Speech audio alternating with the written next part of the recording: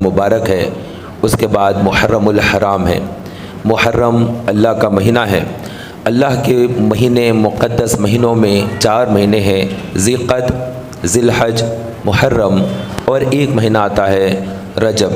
ये 4 हुर्मत वाले महीने हैं। इन महीनों में जंग व जिदाल, क़त्ल व गारतगिरी से शरीयत मुहम्मदिया ने रोका है। एक और बात ये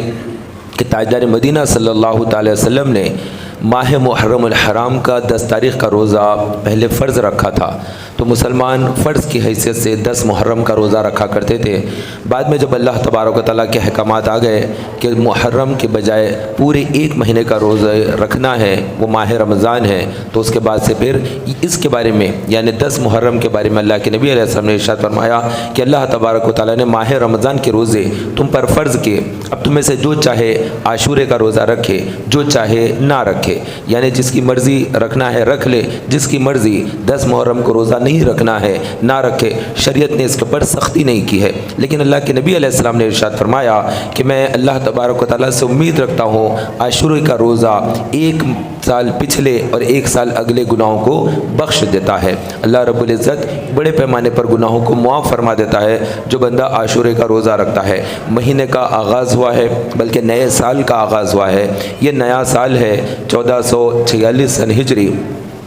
दिन बदलते रहते हैं, अय्याम है, ये अल्लाह तबारक व तआला का निज़ाम है, गर्दिश अय्याम है। सुबह शाम होती है, सूरज चाँद एक दौर है, वो अपने मुकम्मल करते हैं अपना दायरा। उसके साथ ही लम्हे बदलते हैं, मिनट्स बदलते हैं, दिन बदलते हैं, और उसके साथ साथ वक्त बदलते बदलते सदियाँ गुजर जाती है। इस तरह से सदियाँ गुजर चुकी है, ज़िंदगियाँ बदलती रही है। आने वाले दिन भी बहुत तेज़ी से गुजरते गुजरते एक अल्लाह का निज़ाम है, बंदा अपने रब से जाकर मिल लेता है। फिर नए लोगों की आमद हो जाती है, नए नए बच्चे पैदा हो जाएंगे, वो भी बड़े होंगे, वो भी अपनी उम्र मुकम्मल करेंगे, फिर वो भी अपने रब से बुढ़ापे की हालत में, या फिर किसी को जवानी में मौत आ जाए तो उसी हालत में वो भी जाकर अपने रब से मुलाकात कर लेते हैं। तो ये अय्याम गर्दिश है, इन्हीं दिनों के अंदर हमारे मामलात चलते रहते हैं। तो अब हम ये देख लें कि हम दुनिया के मुसाफिर हैं, तो अल्लाह के हबीब सल्लल्लाहु अलैहि वसल्लम ने हमारी दुनिया और आखिरत कामयाब होने के लिए इरशाद फरमाया, तुम अपने बच्चों को 3 चीज़ों की तालीम दो।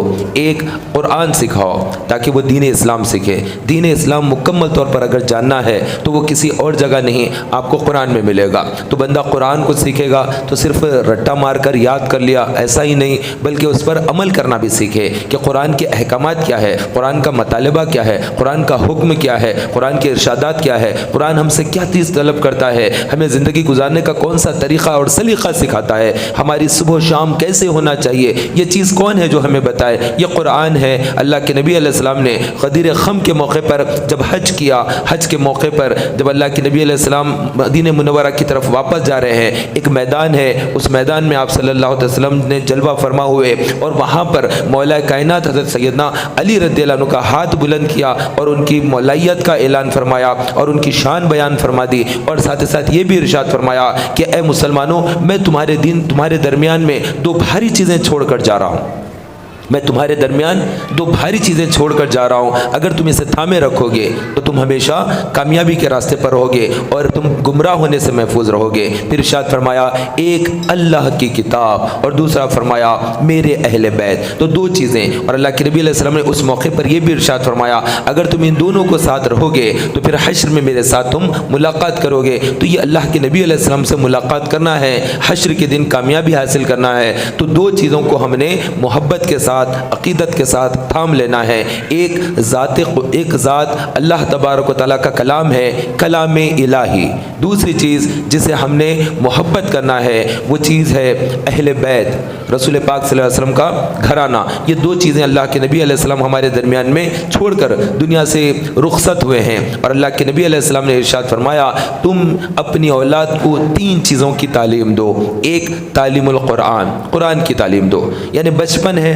لڑکپن ہے، کمسن ہے بچہ، تو تجوید کے ساتھ قرآن سکھاؤ۔ اللہ کے نبی علیہ السلام کے حکم پر عمل کرنا ہے تو بچہ کمسن ہے، جیسے آپ کے دماغ میں آ رہا ہے کہ میرا بچہ 4 سال کا ہو گیا، 3 سال کا ہو گیا، 5 سال کا ہو گیا، اس کو اسکول میں ڈالیں گے، قریب کون سا اسکول ہے، نرسری میں ڈالیں گے، لوور کے جی میں ڈالیں گے، اپر کے جی میں ڈالیں گے، ڈائریکٹ فرسٹ کلاس میں ایڈمیشن دلائیں گے، جو بھی آپ کے خیالات ذہن میں آتے ہیں، تو آپ یہ کیوں نہیں سمجھتے کہ میں لے جا کر اپنے قریب کے مدرسے میں ڈالوں؟ نہیں، وہاں کے مدرسے میں تعلیم اتنی اچھی نہیں ہوتی ہے، فلاں مدرسے میں ڈالو۔ نہیں، وہاں پر مول صاحب کو گھر پر ہی بلا لیتے ہیں، گھر پر ہی بچے کو تجوید کے ساتھ قرآن سکھاتا ہوں۔ نہیں، بچے کو تجوید کے ساتھ گھر میں اتنا ماحول نہیں دکھے گا، بچے کو باہر سیکھنے کی بھی عادت ہوگی، چلو فلاں مسجد کے اندر تعلیم دلاؤں گا قرآن کی۔ اس طرح سے تعلیم القرآن کا ذہن ہو کہ ہمارے کم سن نونہال، کم عمر بچوں کو بچپن ہی سے قرآن کی تعلیم ہو، کم سنی میں تجوید کے ساتھ قرآن سیکھتے جائے، پھر ناظرہ مکمل ہو جائے، کچھ حصہ حفظ کر لے، زی نصیب اگر پورا کا پورا قرآن اگر حفظ کر لے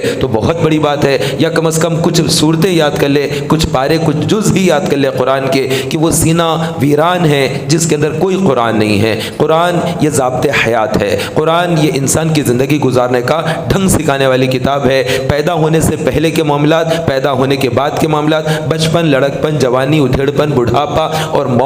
موت کے بعد قبر میں کیا ہوگا، حشر میں کیا ہوگا، اور مر جانے والا تو مر گیا، اب مرنے کے بعد اس کا مال جو چھوڑا وہ وراثت میں کیسے تقسیم ہوگا، یہ تمام چیزیں کوئی کتاب اگر تعلیم دیتی ہے تو وہ قرآن ہے، اس سے بڑھ کر کوئی کتاب نہیں ہے۔ یہ قرآن ہے جو ہدایت کی طرف بلاتی ہے، جو رہنمائی کی طرف بلاتی ہے، رہنمائی کرتی ہے اور ہمیں کامیابی اور کامرانی کی طرف لے چلنے والی کتاب ہے۔ تو اس کتاب کو مضبوطی سے تھام لینا ہے، اس قرآن کو مضبوطی سے تھام لینا ہے، خدا کی قسم کبھی گمراہ نہیں ہوں گے، اور اس کے اندر غلط ترجموں سے بچنا البتہ چاہیے۔ امام احمد رضا فاضل بریلوی رحمۃ اللہ تعالیٰ علیہ جو ترجمہ قرآن کیا ہے کنز الایمان، اس ترجمے کو اپنے گھروں میں رکھیں، پڑھنے کا معمول بنائیں، انشاءاللہ تبارک و تعالیٰ ایمان کی حفاظت بھی ہوگی، کیونکہ کنز الایمان یہ ایمان کا خزانہ ہے، ایمان انشاءاللہ تعالیٰ مضبوط ہوگا۔ تو رسول اکرم صلی اللہ علیہ وسلم کا ارشاد گرامی ہے 3 چیزوں کی اپنی اولاد کو تعلیم دو، ایک قرآن کی تعلیم دو۔ تو قرآن کی تعلیم میں بچپن میں قرآن کو تجوید کے ساتھ پڑھانا، ناظرہ پڑھانا، کچھ یاد کرنا، اس کے بعد پھر اس کے احکامات پر عمل کرنا، پھر اس کتاب کی محافظت بھی کرنا، حفظ بھی کرنا، اس کی محافظت بھی کرنا، اس کتاب کی تعلیم کو لوگوں میں عام کرنا، یعنی دعوت کا کام، تبلیغ کا کام، یہ تمام چیزیں قرآن پہ احکامات پر عمل کرنے میں شامل ہے۔ اپنی شب و روز کیسے گزارنا ہے یہ بھی اس کتاب کے اندر ہمارے لیے نمایاں طور پر موجود ہے، کہ اللہ کے نبی علیہ السلام نے دوسری چیز ارشاد فرمائی کہ اپنی اولاد کو میری محبت سکھاؤ، میرا پیار سکھاؤ، مجھ سے محبت کرنا ان کے ذہن میں ڈالو، جو بات ہے یہ سمجھاؤ کہ ہمیں رسول کے طریقے پر چلنا ہے، ہمیں رسول سے محبت کرنا ہے، ہمیں نبی کی طریقے کی حیات اپنے آپ میں پیدا کرنا ہے۔ یہ اس چیز کو پروان چڑھانا چاہیے، جذبہ ایمان کو پروان چڑھانا چاہیے۔ بچوں کے دل میں محبت رسول ہو تو کامیاب ہے بچہ، جس کے سینے میں نبی کی محبت نہیں وہ قبرستان سے بھی خطرناک جگہ ہے، وہ سینہ ویران ہے، وہ خوفناک جگہ ہے، وہ شمشان ہے جس کے اندر محبت رسول ہی نہیں ہو۔ تو ہمیں اپنے دلوں کے اندر رسول پاک کی محبت رکھنا اور اپنے سینے میں جس طرح سے محبت رسول کو اجاگر کرنا ہے، ایسے ہی اپنے اولاد کے سینوں میں بھی نبی کی محبت پیدا کرنا ہے، اس کو پروان چڑھانا ہے، اس پر عمل کا جذبہ دینا ہے۔ یہی جوش ایمانی ہے، یہی جذب ایمانی ہے، یہی ایمان ہے۔ اس سے ہٹ کر اگر ایمان کو تلاش کریں گے ایمان نہیں ملے گا۔ محبت رسول ایمان ہے۔ خود اللہ کے نبی علیہ السلام نے ارشاد فرمایا کہ مجھ سے محبت کرو، اور اللہ کے نبی علیہ السلام نے ارشاد فرمایا کہ تمہارا ایمان مکمل ہی نہیں ہوگا جب تک کہ تم اپنے ماں باپ سے زیادہ، اپنی اولاد سے زیادہ، اپنی ذات سے زیادہ مجھ سے محبت نہ کرو۔ اتنا پیار کرنا ہے، اتنی محبت کرنا ہے۔ تو رسول پاک صلی اللہ علیہ وسلم کے صحابہ بہت ٹوٹ کر اللہ کے نبی علیہ السلام کو چاہتے، بہت زیادہ چاہتے۔ ایک مرتبہ رسول پاک صلی اللہ علیہ وسلم جا رہے ہیں، دشمن ان کا پیچھا کر رہے ہیں، نبی کریم صلی اللہ علیہ وسلم کا کفار پیچھا کر رہے ہیں، تو حضرت سیدنا صدیق اکبر رضی اللہ عنہ کبھی دائیں کبھی بائیں، کبھی آگے کبھی پیچھے ساتھ ساتھ چل رہے ہیں۔ تو رسول پاک صلی اللہ علیہ وسلم نے پوچھا کہ تم میرے کبھی آگے چلتے ہو، کبھی پیچھے، کبھی دائیں کبھی بائیں، کیا بات ہے؟ تو حضرت سیدنا ابو بکر صدیق رضی اللہ عنہ نے عرض کیا کہ یا رسول اللہ، جب مجھے خوف ہوتا ہے کہ لوگ آپ پر سامنے سے حملہ کریں گے تو میں سامنے آ جاتا ہوں کہ میں آپ کے لیے ڈھال بن جاؤں، اور جب مجھے اندیشہ ہوتا ہے کہ لوگ پیچھے سے حملہ کریں گے تو میں آپ کے پیچھے آ جاتا ہوں تاکہ میں ان سے مقابلہ کروں، کبھی دائیں طرف کبھی بائیں طرف، اسی نیت سے آتا ہوں کہ شاید مشرک کفار آپ پر اس زاویے سے حملہ کریں گے تو میں اس سمت میں آ جاتا ہوں۔ یعنی اپنی جان کو رسول پاک صلی اللہ علیہ وسلم کی جان پر قربان کر دینا، یہ صدیق اکبر رضی اللہ تعالیٰ عنہ کی سنت ہے، یہ صحابہ اکرام علیہ رضوان کی سنت ہے۔ تو ایسی محبت اپنے بچوں کے سینوں میں داخل کرنا کہ رسول پاک صلی اللہ علیہ وسلم پر کوئی انگلی اٹھائے، اللہ کے نبی علیہ السلام کی شریعت پر کوئی انگلی اٹھائے، یا رسول پاک صلی اللہ علیہ وسلم پر نازل کردہ کتاب کی کوئی توہین کرے تو اس کے ساتھ مقابلے کے لیے ڈٹ جانا ہے، اپنی جان کو پیش کر دینا ہے، لیکن عظمت قرآن کو نیچے آنے نہیں دینا ہے، پرچم اسلام کو نیچے آنے نہیں دینا ہے۔ جان جاتی ہے چلی جائے گی، ایمان سلامت ہے سلامت رہ جائے گا۔ جان تو ویسے بھی چلی جائے گی لیکن ایمان اگر چلا گیا تو پھر کوئی چیز باقی نہیں رہے گی۔ اپنے سینوں میں ایمان کامل رکھنا ہے تو رسول پاک کی محبت کو اور زیادہ بڑھانا ہوگا، یہ شعلے کی طرح بڑھے، اس کے اندر ایک جذبہ ہو، ایک جوش ہو، اور یہی ہے جو تمام مصیبتوں کو ٹال دینے والی چیز، تمام آفات اور بلائیات کو، ہر غم کو دور کرنے والی اگر کوئی چیز ہے تو وہ رسول اللہ صلی اللہ علیہ وسلم سے محبت ہے۔ اور اللہ کے نبی علیہ السلام نے ارشاد فرمایا اپنی اولاد کو اہل بیت کی محبت سکھاؤ۔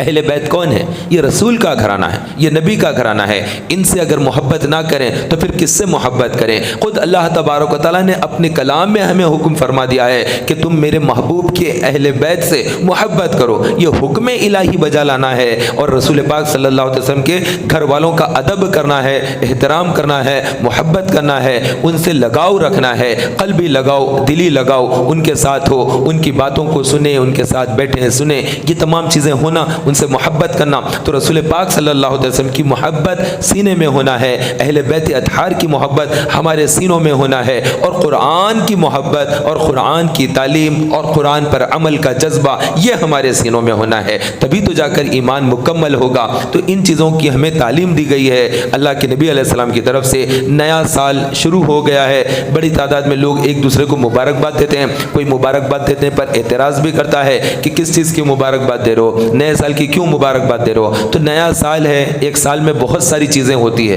بہت ساری خوشیاں بھی ہوتی ہے، بہت سارے غم بھی ہوتے ہیں، بہت سی ولادتیں بھی ہوتی ہیں، بہت سے وصال بھی ہوتے ہیں، کئی بزرگان دین کی وفات بھی ہوتی ہے، وہ ایک سال میں کئی ایک چیزیں ہوئی، صدیاں جو گزری ہیں اس امت پر، تو ہر سال کے اندر کئی کئی چیزیں ہوئی ہے، تو کسی سال کی اگر مبارکباد دی جا رہی ہے تو کسی واقعے کی مبارکباد نہیں دی جا رہی ہے، بلکہ پہلی تاریخ کو اگر کوئی مبارکباد دے رہا ہے تو یقیناً وہ مکمل ایک سال کی مبارکباد دے رہا ہے، اس میں کسی دن کی مبارکباد نہیں دے رہا ہے کہ پہلی تاریخ مبارک ہو آپ کو، کہ معاذ اللہ فاروق اعظم رضی اللہ عنہ کی شہادت مبارک، امام حسین کی شہادت مبارک، اس طرح سے تو کوئی مسلمان کہہ نہیں سکتا، تو پھر اگر کہے گا تو وہ مسلمان رہ بھی نہیں سکتا۔ تو یہ 10 محرم کی کوئی مبارکباد نہیں دیتا، یہ پورے ایک سال کی کوئی مبارکباد دیتا ہے، تو اس پر بھی انگلی اٹھانا، غیر ضروری تنازعات کرنا، یہ بھی بیجا ہے، یہ تمام چیزیں ایسا کچھ نہیں ہے، بلکہ پورے سال کی مبارکباد دی جا سکتی ہے، اس کے اندر کوئی حرج نہیں، لیکن یاد رکھیں اصل چیز یہ ہے کہ ہماری زندگی کا ایک سال گزر گیا، یہ سب سے بڑا سانحہ ہے، یہ سب سے بڑا سانحہ ہے کہ حج کا مہینہ گزر گیا ہے، سال کا ایک پورا ایک برس پورا بیت گیا ہے، اب آگے کا برس جو ملا ہے، اب ہم محرم میں ہیں، مکمل زندگی پھر یہ مہینے سال کی پائیں گے یا زندگی نہیں پائیں گے نہیں معلوم، تو بس اللہ تبارک و تعالیٰ کے حضور ڈرنا چاہیے، اپنے اعمال میں اضافہ کرنا چاہیے، اپنے ایمان کو مضبوط کرنا چاہیے، تو اللہ کے نبی علیہ السلام سے شدید محبت کرنا چاہیے۔ صحابہ کرام بہت محبت کیا کرتے، اللہ کے نبی علیہ السلام جب وضو کرتے تو وضو کا پانی نیچے گرنے نہیں دیتے، ہم جب وضو کرتے ہیں تو پانی موہری میں گر کر بہہ جاتا ہے، موہریوں میں گندے پانی میں جا کر مل جاتا ہے، لیکن رسول پاک صلی اللہ علیہ وسلم جب وضو کرتے تو آپ صلی اللہ علیہ وسلم کے وضو کرنے کے بعد جو پانی کے قطرات گرتے، ہاتھ دھونے پر، چہرہ دھونے پر، کلی کرنے پر،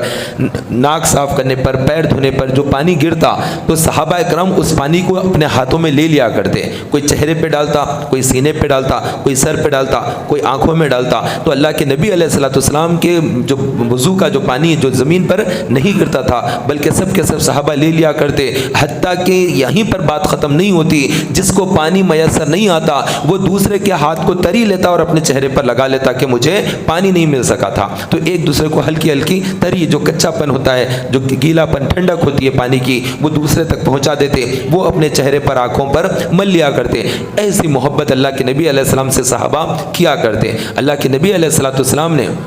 صحابہ سے پوچھا کہ تم یہ عمل کیوں کرتے ہو؟ تو انہوں نے کہا کہ ہم اللہ اور اس کے رسول سے محبت کرتے ہیں،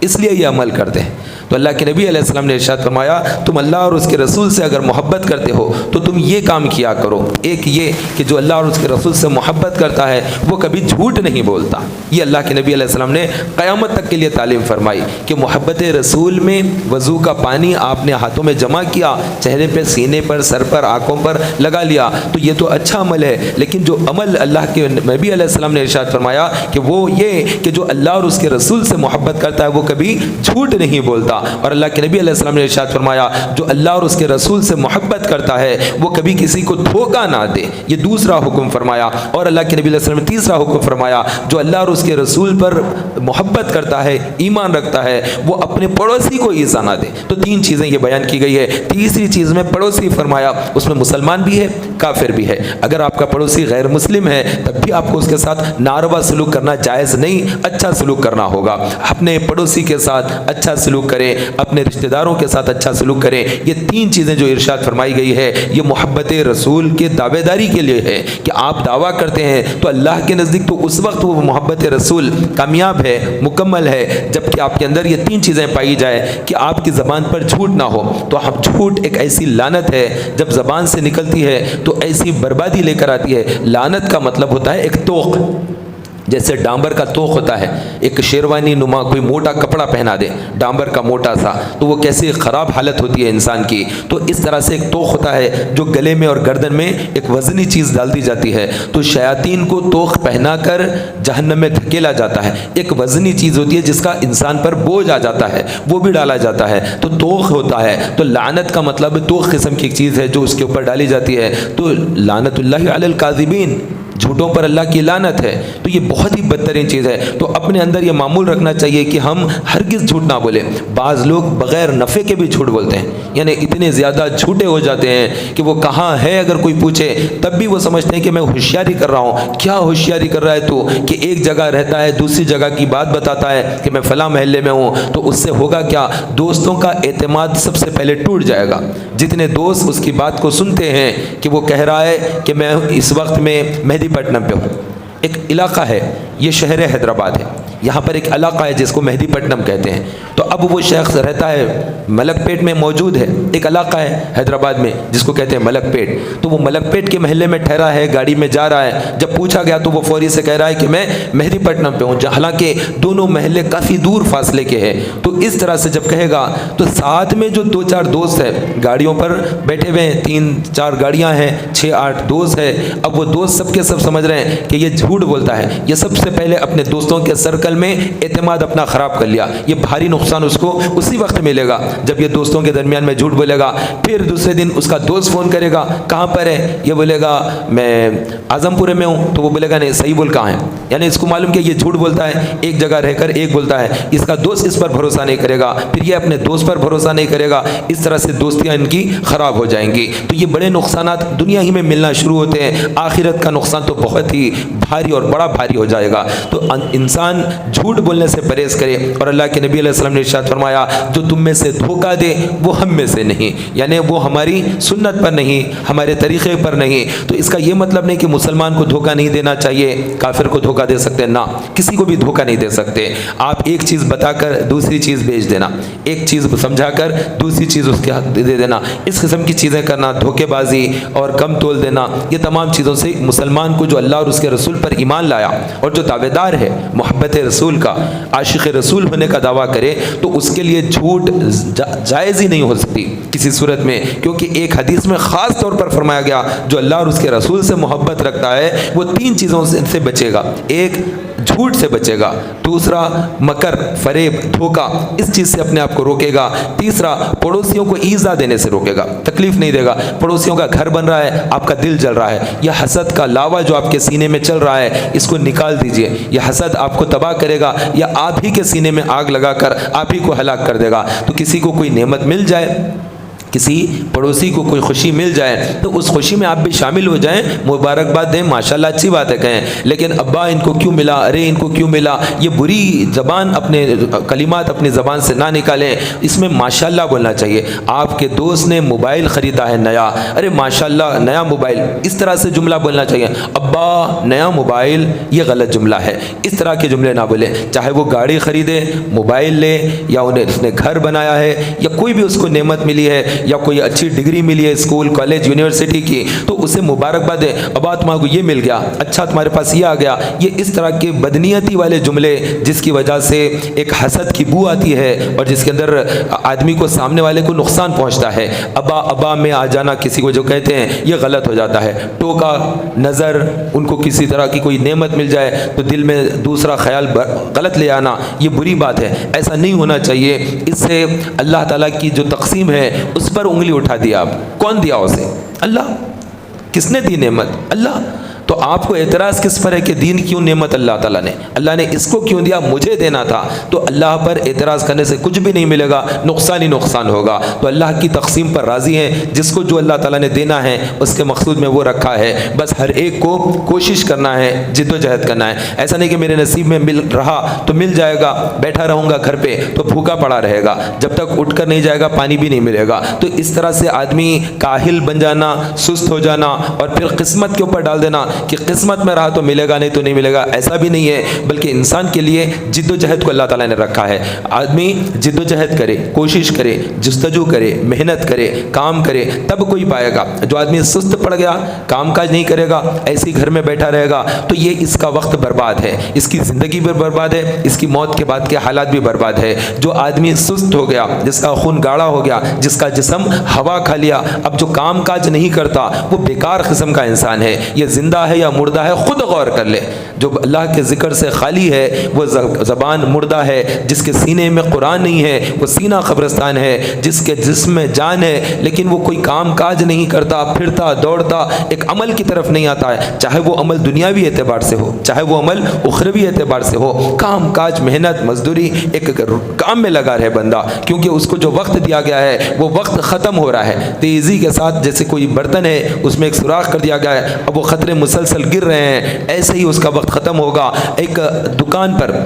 ایک آدمی مال لے کر جا رہا تھا برف کا، اور وہ چلا چلا کر لوگوں سے کہہ رہا تھا کہ یہ خرید لو، برف خرید لو، اور اتنا جب وہ بے چین ہو کر کہنے لگا تو لوگوں نے کہا کہ اتنا کیوں بے چین ہو رہا ہے، ضرورت رہے گی تو لوگ خریدیں گے۔ کہا کہ یہ میرا راس المال ہے، یعنی یہ میرا انویسٹمنٹ ہے، اور یہ پانی دیکھو بہتے چلا جا رہا ہے، میں نے اس کے اوپر سب لگایا ہے کہ اس کو ہوا نہ لگے، یہ برف کھل نہ جائے، لیکن اس کے باوجود بھی یہ پانی مسلسل ٹپک رہا ہے، میرا برف کم ہو جا رہا ہے، میرا برف کوئی خرید لو۔ چلا چلا کر بیچ رہا تھا کہ یہ میرا راس المال ہے، میرا انویسٹمنٹ ہے، یہ ختم ہو رہا ہے میرا انویسٹمنٹ، یہ پورا پانی ہو جائے گا تو میں کیا بیچوں گا کسی کو، یہ بہہ جائے گا تو کیا بیچوں گا۔ تو وہ جو راس المال ہے، جو اس کا انویسٹمنٹ ہے، ویسے ہی ہماری لائف پوری ایک انویسٹمنٹ ہے، اس کا صحیح استعمال کر لیا، جو وقت اب تک کا نکل گیا، آگے کے دن کی تیاری کر لی جائے کہ ہمیں آگے کون کون سے طریقے کرنا ہے، کچھ پلان ہو، کچھ زندگی کا منصوبہ ہو، ہمیں کون کون سی چیزیں سیکھنا ہے، کون کون سی چیزیں پانا ہے، زندگی کا مکمل ٹارگٹ کیا ہے جس میں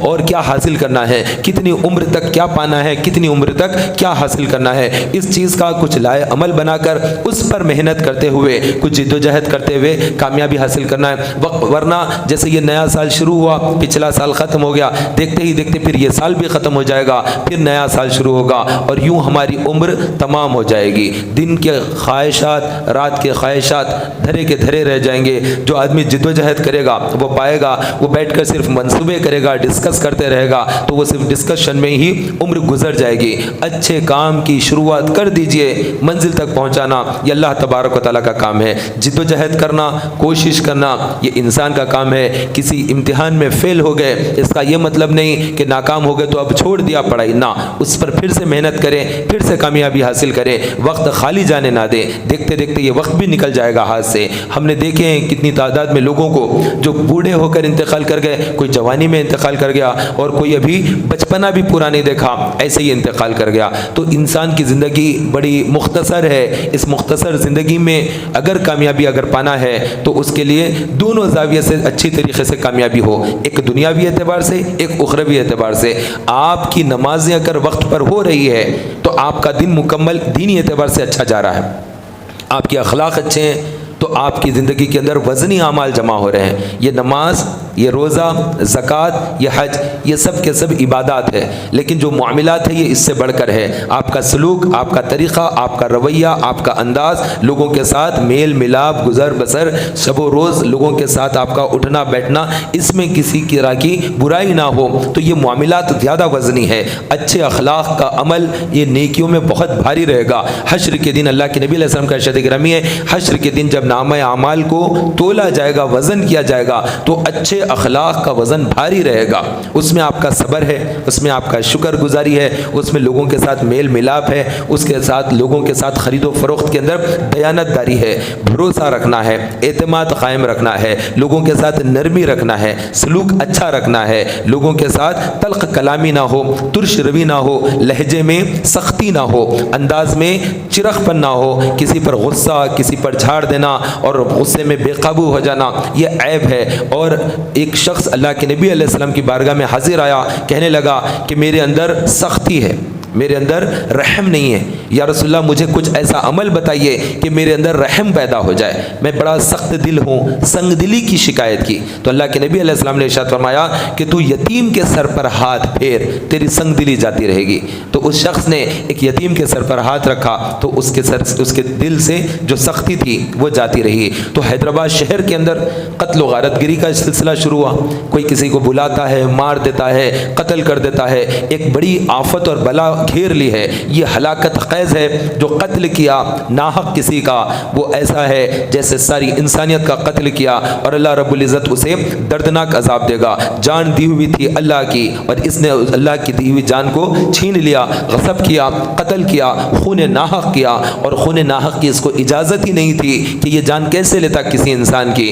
تو اس طرح سے کسی مسلمان کو، کسی بھی انسان کو گنیڈ ڈال کر سر پر اس کا سر پھوڑ دیا، یا مار مار کر اس کی جان لے لی، یا پھر کسی اور زاویے سے اس کو شراب پلا کر بٹھا کر سب لوگوں نے کسی طرح سے اس کو ختم کر دیا، تو یہ بہت بڑا گناہ ہے، یہ کبیرہ گناہ ہے، یہ سنگ دلی کی نشانی ہے۔ ایسے لوگوں کو چاہیے کہ وہ یتیم کی صحبت اختیار کرے، مسکین، یتیم، محتاج، ایسے لوگ، ان کی صحبت میں بیٹھنا، ان کے ساتھ کھانا کھانا، ان کے سر پر ہاتھ رکھنا، اس سے دل کے اندر جو سختی ہے وہ جاتی رہے گی۔ یہ متکبرین کے ساتھ رہے گا، گھمنڈی لوگوں کے ساتھ رہے گا، بڑی بڑی باتیں کرنے والے، اس کو تو اپن یہ کر دیں گے، اس کا تو ہاف مرڈر کر دینا ہے، اس کا تو فل مرڈر کر دینا ہے، اس کو تو یہ کر دیں گا، اس کے تالو میں جمبیا گھونپ دوں گا، اس کو یہ کر دوں گا، ایسی ایسی باتیں کرنے والے، عجب عجب باتیں کر کے وحشت زدہ کرنے والے اور لوگوں کے اندر یہ چیزیں پیدا کرنے والے، ایسے لوگوں کی صحبتیں، ایسے لوگوں کی سنگتیں انسان کو اور برا کر دے گی۔ تم مسکین کے ساتھ بیٹھو، انہیں دیکھو کہ کوئی آدمی محتاج آدمی ہے، اس کے ساتھ بیٹھ کر کھانا کھا لینا یہ بہت بڑی بات ہے۔ حضرت سیدنا امام حسن مجتبی رضی اللہ تعالیٰ عنہ ایک مرتبہ ایک راہ سے گزر فرما رہے تھے، رسول پاک صلی اللہ علیہ وسلم کے شہزادے حضرت سیدنا امام حسن مجتبی رضی اللہ تعالیٰ عنہ ایک راہ سے گزر فرما رہے تھے، تو آپ نے دیکھا کہ کچھ محتاج اور مسکین بیٹھے ہوئے ہیں، تو آپ نے ایک جگہ پر روٹیاں بک رہی تھی، تو بڑی تعداد میں روٹیاں آپ نے خریدی اور خرید کر ان لوگوں کو دے دیا، روٹیاں دے کر اپنے گھوڑے پر سوار ہوئے جانے لگے، تو ایک شخص آ کر آپ کے سامنے ٹھہر گیا، حضرت امام حسن رضی اللہ عنہ کے سامنے، اور کہنے لگا آپ بھی ہمارے ساتھ روٹی کھائیے۔ کتنا بڑا فرق ہے، وہ لوگ سڑک پر بیٹھے ہوئے محتاج مسکین، اور پھر یہ اللہ کے نبی علیہ الصلوۃ والسلام کے شہزادے امام حسن مجتبی جنہوں نے روٹیاں دی، اسی میں سے ایک فقیر اور ایک مسکین کہہ رہا کہ آپ بھی ہمارے ساتھ کھائیے۔ تو آپ فوری سے گھوڑے پہ سے نیچے اترے، ان کے ساتھ وہاں پر وہ لوگ جو مسکین لوگ بیٹھے ہوئے تھے ایک دم غریب، ان کے ساتھ بیٹھ کر آپ نے روٹی کھائی، اور اس کے بعد ارشاد فرمایا کہ تمہاری دعوت میں نے قبول کر لی اور میں نے تمہارے ساتھ روٹی کھائی ہے، اب میری دعوت قبول کرو اور میرے کاش آنے پر بھی تم لوگ آؤ، تمہاری بھی سب کی دعوت ہے۔ یہ دیکھیے کیسا ان لوگوں کا انداز ہوتا ہے، کیا شان ہے یہ گھرانے کی، کتنی عاجزی ہے یہ گھرانے میں۔ یہ نبی کا گھرانہ ہے، یہ رسول کا گھرانہ ہے، ان کے معاملات ہی عجب و غریب رہتے ہیں۔ ان کے معاملات تو ایسے ہوتے ہیں کہ حضرت سیدنا سجاد امام سجاد رضی اللہ عنہ، سید سجاد کے صدقے میں ساجد رکھ مجھے، علم حق دے باقر علم خدا کے واسطے، یا رسول اللہ کرم کیجئے خدا کے واسطے، یا الہی رحم فرما مصطفیٰ کے واسطے۔ تو یہ سید سجاد، ان کی شان جدا گانا۔ کسی نے آ کر کہا کہ فلاں شخص نے آپ کی برائی کی ہے، آپ کو گالی بکی ہے، برا کہا ہے، تو آپ نے کہا کہ چلو مجھے اس سے ملا دو۔ تو آپ اٹھے، اس سے ملاقات کے لیے گئے اور جانے کے بعد اس کو دعائیں دی اور اس کو تحفہ بھی دیا، اور پھر اللہ کے دربار میں دعا کی کہ اے اللہ اگر یہ جو برائی کرتا ہے وہ برائی میرے اندر ہے تو مجھے بخش دے، اور اگر یہ جھوٹ کہتا ہے تو اسے بخش دے۔ تو دیکھیے یہ مولا کائنات کے شہزادے کی بات ہے، امام حسن کے فرزند علی اوسط، جو کربلا کے میدان میں واحد مرد ہیں جو زندہ بچ گئے، باقی سب کو قتل کیا گیا۔ تو اتنی بڑی ذات سید سجاد کی ہے، تو ان کا عمل دیکھیے کہ اپنے سے کوئی برائی بھی کرتا ہے تب بھی اس کو کچھ دے کر نواز دیتے ہیں۔ تو یہ بتا رہے ہیں کہ اس کو بھی تحفہ دے رہے ہیں، جو برائی کر رہا ہے اس کو تحفہ دے رہے ہیں، تو جو بھلائی کر رہا ہے اس کو کیا کیا نعمتیں نہیں دیں گے۔ تو یہ اچھوں کی صفتیں ہیں۔ ان لوگوں کے واقعات سننے کے بعد ایک نئی چیز زندگی میں پیدا ہوتی ہے کہ بدلہ لینا نہیں، چھوڑ دینا، ان کا بدلہ لینے کا انداز دیکھیے۔ یہی ہے حضرت سید سجاد۔ ان کے پاس واقع کربلا کے بعد جو شخص کربلا میں امام حسین رضی اللہ تعالیٰ عنہ کے قافلے پر جس نے حملہ کیا تھا، وہی شخص ایک مرتبہ مدینہ منورہ میں آیا، اور آنے کے بعد وہاں پر بھوکا تھا، اس کے پاس پیسے ختم ہو گئے، تو اس نے آ کر وہاں پر بھیک مانگی، روٹی۔ تو حضرت علی اوسط رضی اللہ عنہ یعنی حضرت سجاد رضی اللہ عنہ، جنہیں زین العابدین کہا جاتا، یا سیدی ارحم لنا، یہ کلام انہوں نے لکھا ہے حضرت سجاد رضی اللہ عنہ نے۔ تو یہ پاس آیا اور آ کر آپ سے کچھ مانگا، تو آپ نے فوری سے اسے بٹھایا اور اسے کھلایا، پانی پلایا۔ تو اس نے کہا کہ شاید آپ نے مجھے پہچانا نہیں، آپ نے مجھے پہچانا نہیں۔ یہ کیوں کہہ رہا تھا؟ کیونکہ کربلا میں ہم تمہارے مقابلے میں ٹھہرے تھے، کربلا میں امام حسین رضی اللہ عنہ اور ان کے گھر والوں کو قتل کرنے والوں میں میں شامل تھا، اس لیے تم نے شاید مجھے نہیں پہچانا۔ یہ حضرت زین العابدین سے اس نے کہا، تو آپ نے فرمایا میں نے تجھے پہلے ہی نظر میں پہچان لیا، تو وہ ہے جو تیری طبیعت کا مزاج کا ہے، اور تو نے وہی کیا کربل میں جو تیرا مزاج ہے، اور میں نے وہی کیا جو ہمارا مزاج ہے۔ ہمارا کام تو دینا ہے، ہم تو کسی سے بدلہ نہیں لیتے۔